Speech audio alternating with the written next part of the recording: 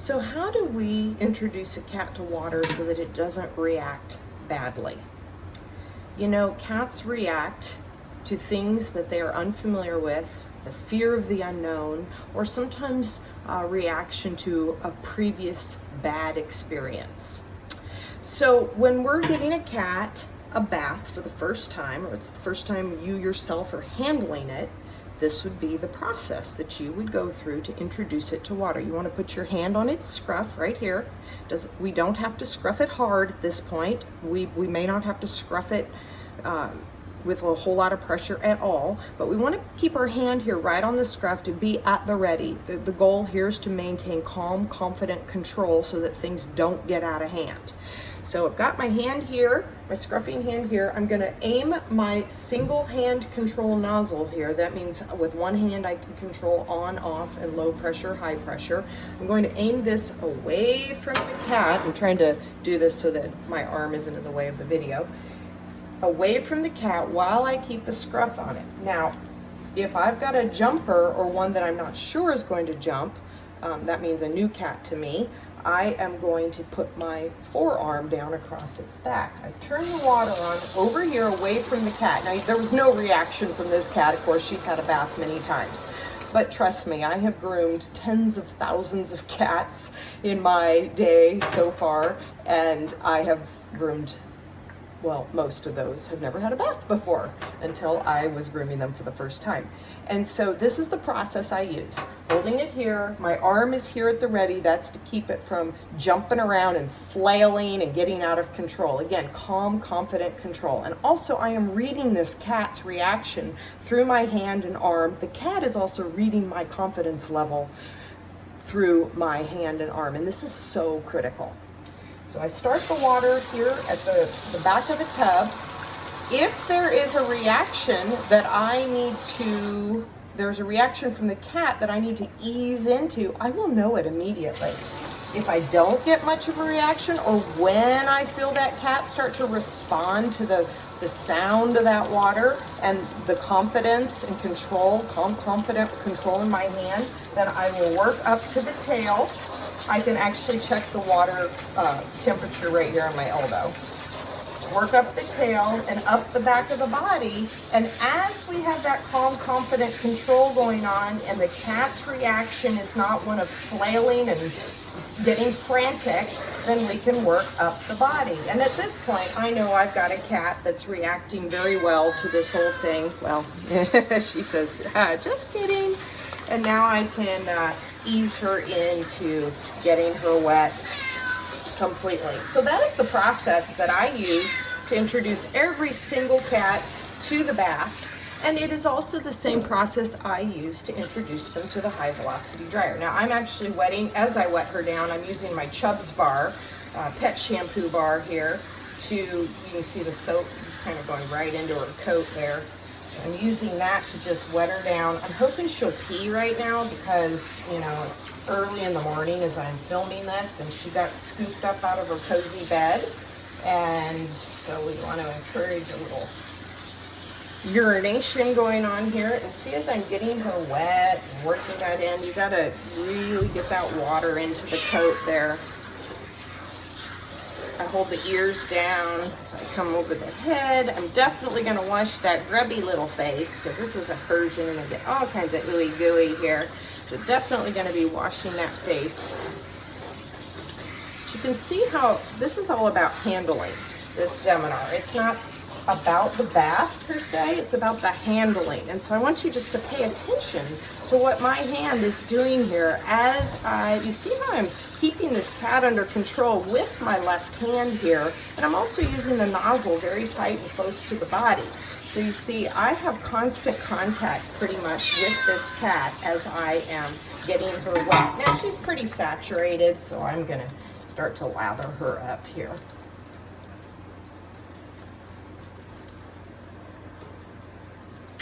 I know, it's an early morning for us, isn't it, baby? One thing I love about these bars is, well, they degrease really well, but I love that when I've got a cat with a lot of chin acne and grime here and they're trying to bite me, I actually can use this bar to come in like this and keep my hand buffered, so it's really handy.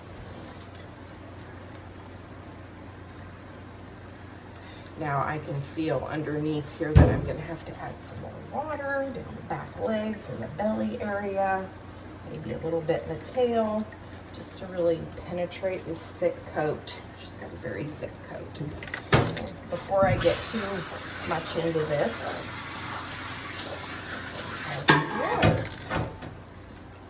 that single hand control nozzle is so key. If you want to handle cats well in the tub, that is an absolute must. And you do not have to spend a lot of money to get one of those. A garden hose sprayer would work for you.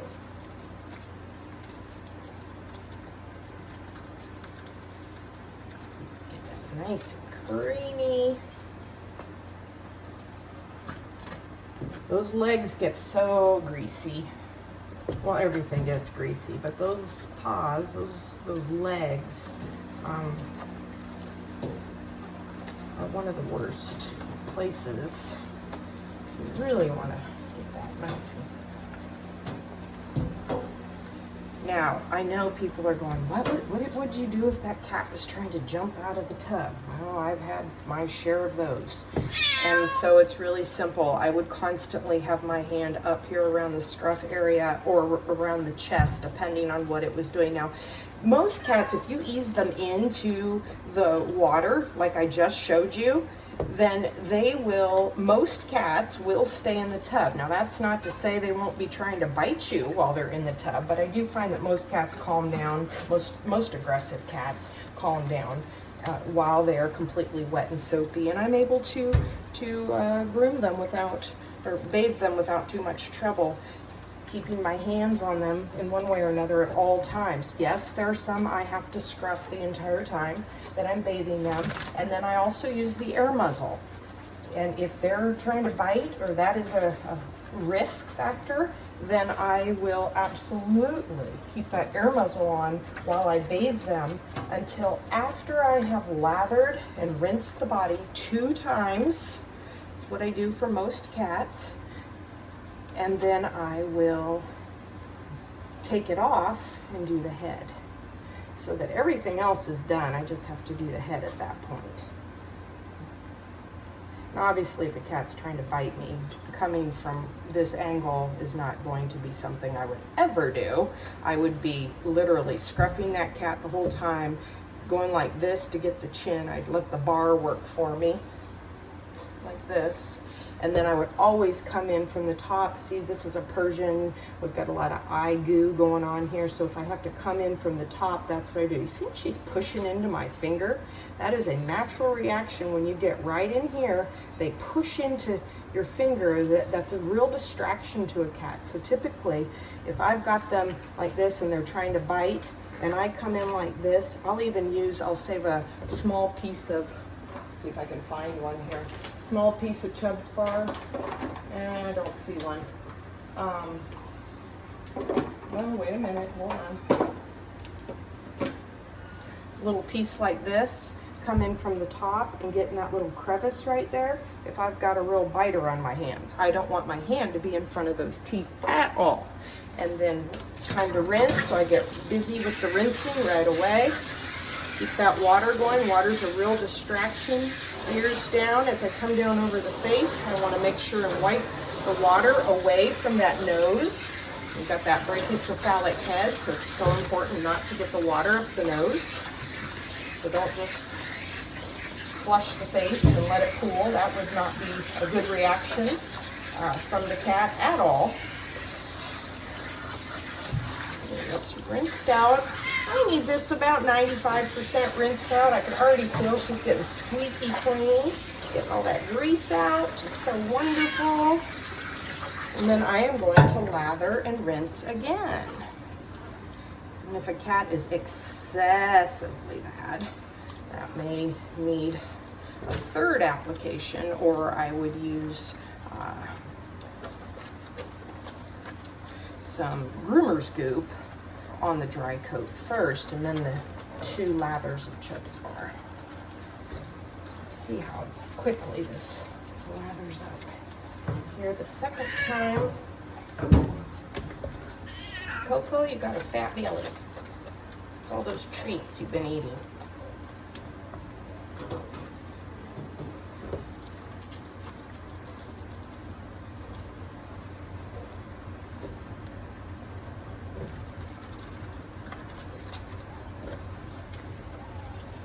See how I lift those rear legs. You want to make sure you get in the crevices here because they like to keep that leg all tucked up. So don't neglect any crevices. So important.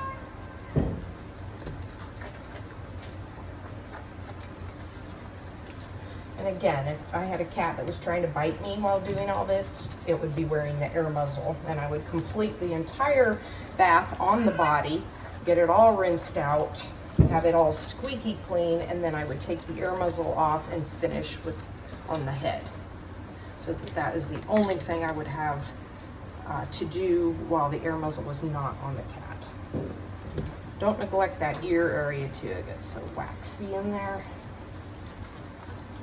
You can have a really nice looking groom when you're done, except some greasy, clumpy ear hairs right down here, and that just sort of ruins the whole thing.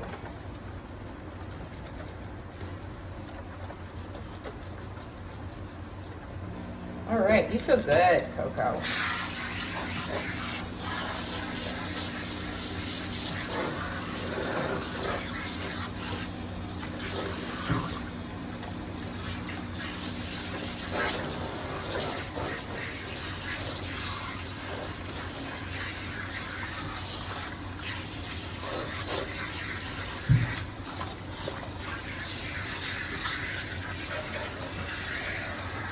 I can tell as I rinse that this is exactly the finish I'm after. You can feel that smooth, squeaky, clean, free of grease.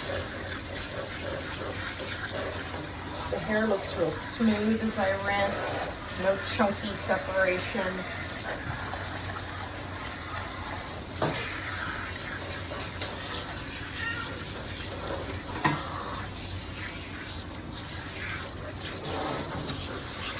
Another useful handling technique, if you've got a cat that's a real escape artist and spending its time trying to get out of the tub, is just keep shifting its position in the tub because it's a good distraction. Every time you give the cat a different view to try to assess the escape route, by going like this, and then the cat's looking over here trying to figure out how to get out on that side, and then I might turn it that way, and then this way, and this way.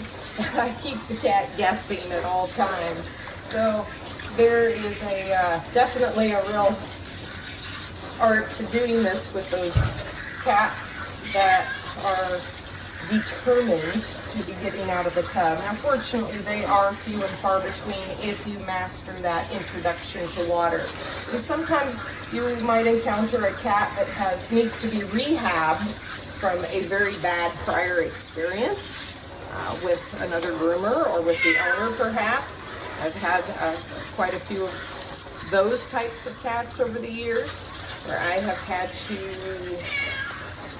reintroduce and win their trust and overcome the trauma that they have sustained in the past. And so that can be a real process to go through. And the most important thing there is that calm, confident control and not letting the cat get to the point of flailing around and becoming frantic.